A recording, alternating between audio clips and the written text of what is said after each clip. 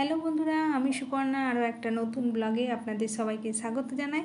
আশা করি আপনারা সবাই ভালো আছেন, আমরাও ভালো আছি। আজকে শনিবার, ঘড়িতে এখন হয়ে গেছে 12:30। আজকের ব্লগটা শুরু করতে একটু লেট হয়ে গেল। তো যাই হোক, আপনারা হয়তো ভাবছেন দুপুরবেলা রুটি কেন বানাচ্ছি ভাত না খেয়ে। রুটি বানাচ্ছি কারণ আজকে ব্রেকফাস্টে আমি আর মেয়ে খেয়েছিলাম গরম গরম সেদ্ধ ভাত। অনেক দিন পর আজকে সেদ্ধ ভাত খেয়েছিলাম, কারণ ভাবছিলাম সকাল থেকেই যে আজকে একটু সেদ্ধ ভাত খেলে ভালো হয়, অনেক দিন খাইনি। তো সে কারণে সেদ্ধ ভাত খেয়ে নিয়েছি। আর যেহেতু সকালবেলা ভাত খেয়েছি, দুপুরবেলা তো আর ভাত খাওয়া যাবে না। আর আজকে যেহেতু শনিবার, ভেবেছিলাম খিচুড়ি বানাবো, কিন্তু ভাতটা খাওয়ার পর পেটটা এতটাই ভর্তি হয়ে গেছে যে দুপুরবেলা ভাত খাওয়ার আর কোনো ইচ্ছেই হলো না। ভাবছিলাম অল্প কিছু খেলেই হবে, তবে না খেলেও হবে না। তো সে কারণে এখন গরম গরম বানিয়ে নিচ্ছি আলু পরোটা, যেটা কিনা পেটটা একটু ভর্তি হবে আর খুব বেশি না খেলেও চলবে। তো দুটো দুটো করেই বানিয়ে নেব আমার আর মেয়ের জন্য। আর আজকে যেহেতু শনিবার, আমরা তো শনিবার দিন নিরামিষ খাই, সে কারণে স্টাফিংটা আজকে নর্মাল বানিয়েছি। শুধুমাত্র অ্যাড করেছি ম্যাগি মশলা, চাট মশলা, পরিমাণ মতো লবণ আর একটুখানি আদা কাঁচা লঙ্কা গ্রেট করে দিয়েছি। তো এখন গরম গরম আলু পরোটাগুলো ভেজে নিচ্ছি। আর আমার মেয়ে এই আলু পরোটা দেখে তো খুব খুশি হয়ে গেছে, কারণ ও তো ভাত খেতে এমনিই অতটা পছন্দ করে না। তারপরে আজকে যখন ব্রেকফাস্টে ওকে ভাত দিয়েছিলাম তখন খেতে চাইছিল না। আমি বললাম ঠিক আছে, এখন খেয়ে নে, লাঞ্চে কিছু একটা স্পেশাল বানিয়ে দেবো। তো যাই হোক, এটা খুব একটা স্পেশাল নয়, এটা তো নর্মাল একটা খাবার। আর এটা বানালে তো আর তরকারি টরকারি বানাতে হবে না বলে আমি আলু পরোটাটাই বানালাম।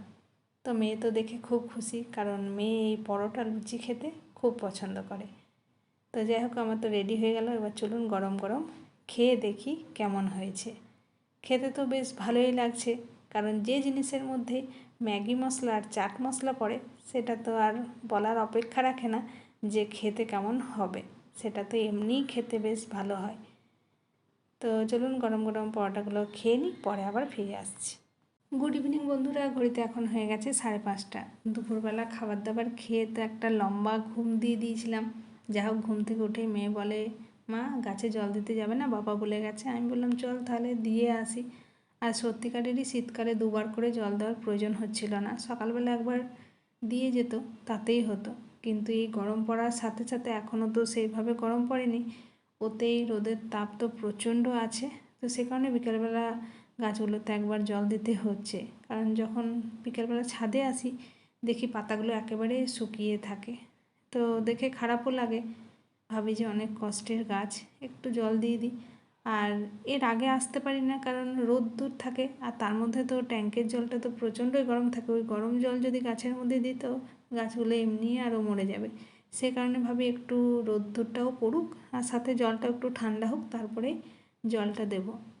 তো মেয়েকেও সাথে করে নিয়ে এসেছি, কারণ ও তো এক্ষুনি ঘুম থেকে উঠলো, আর ঘুম থেকে উঠেই তো পড়তে ইচ্ছে হয় না। তো ভাবলাম যে একটু ছাদে ঘুরিয়ে নিয়ে আসি, মাইন্ডটাও ফ্রেশ হবে, তারপরে এসে পড়তে বসবে। তো আমি আর মেয়ে দুজনে মিলে এসেছি। আর এই কটা গাছে জল দিতে তো আর বেশিক্ষণ সময় লাগবে না। আর এই সকাল সন্ধে ছাদে আসলে বেশ মনটা ভালো লাগে, ঠান্ডা ঠান্ডা হাওয়া দেয়। আর আজকে তো হাওয়াটা একটু বেশিই আছে। যাই হোক, সকালবেলা তো সেইভাবে সময় হয় না, একমাত্র রবিবার ছাড়া। প্রত্যেক দিনই ঘুম থেকে উঠেই তো রান্নাবান্নায় লেগে যায়, আর রান্নাবান্না করতে করতে আর ছাদে আসতে ইচ্ছে হয় না। একমাত্র রবিবার সকালবেলা আসি, আর এখন এই যে বিকেলবেলা আসছি। গাছে জল দেওয়া তো আমার হয়ে গেল। এবার নিচে যাব, গিয়ে সন্ধে দিতে হবে। সন্ধেকালীন যে সমস্ত কাজ আছে সেগুলো সারতে হবে।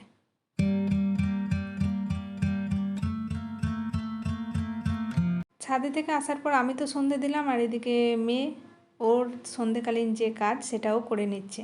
এই কাজটার বেলায় ওকে কিন্তু বলতে হয় না, প্রত্যেক দিন সন্ধেবেলা এই কাজটা ও ঠিক করে নেয়। মানে আমার আর ওর নিজের জন্য হেলথ ড্রিঙ্ক রেডি করা। তো বেশ ভালোই লাগে ওর হাতের এই বানানো হেলথ ড্রিঙ্কটা খেতে। এখন তো আমি চা খাই না, আর এদিকে ভাবলাম যতক্ষণ ওটা খাবো ততক্ষণে এই পাশে ছোলাটাকে সেদ্ধ করে নিই, মুড়ির সাথে খাবো।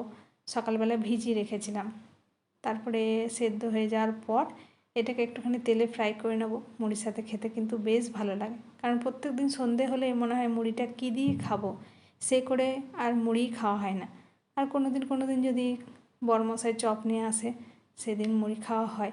প্রত্যেক দিন তো আর চপ খাওয়াটাও ঠিক নয়। তো যাই হোক, এদিকে তো মেয়েটা রেডি করে ফেলেছে, চলুন এটা গরম গরম খেয়ে নিই, ঠান্ডা হয়ে গেলে ভালো লাগবে না।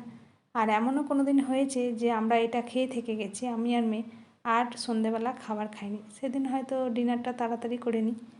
তো ছোলাটা তো আমার সিদ্ধ হয়ে গেছিলো, একটুখানি তেলের মধ্যে জিরে ফোড়নে দিয়ে দিলাম ছোলাটা, আর দিয়ে দিচ্ছি মুড়ি, সাথে দিয়ে দেবো একটুখানি বাদাম আর চানাচুর।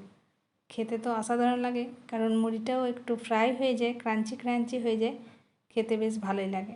মেয়ে অতটা মুড়ি খেতে পছন্দ করে না, কিন্তু এইরকম মুড়ি দিলে বেশ সুন্দর কিন্তু খেয়ে নেয়। তো তিনজনে মিলে একটু একটু করে খেয়ে নিই। এটাই হলো আজকে সন্ধেকালীন টিফিন। উনি তো আবার মুড়ি নিজের হাতে খান না, একটু একটু করে খাইয়ে দিতে হয়। তো একই সাথে নিয়েছি, ওকেও একটু খাইয়ে দিচ্ছি, সাথে আমিও একটু খেয়ে নিচ্ছি। তারপরে আবার গরম গরম খিচুড়ি বানাতে হবে। আমার যেন আর কাজের শেষ নেই, আবার বড়মশাইয়ের জন্য চা বানাতে হবে, এখন আমার অনেক কাজ। ডিনারে খিচুড়ি তো অল্প করে বানালেই হয়, সে কারণে প্রেসার কুকারের মধ্যে বানাচ্ছি। দিনের বেলা বানালে একটু বেশি করে বানাতে হয়, কিন্তু রাতের বেলা তো আর বেশি খাওয়া যায় না, অল্প করে খেলে পেট ভর্তি হয়ে যায়। তো একেবারেই সব সবজি দিয়ে দিয়েছি, একটুখানি লাউ, টমেটো, আলু, চাল ডাল তো দিয়েইছি। আর প্রেসার কুকারে খিচুড়ি তো একটু তাড়াতাড়ি হয়ে যায়। তো ঠান্ডা জল অ্যাড করিনি, কারণ ঠান্ডা জল দিলে সময়টা একটু বেশি লাগে, সে কারণে গরম জল অ্যাড করলাম।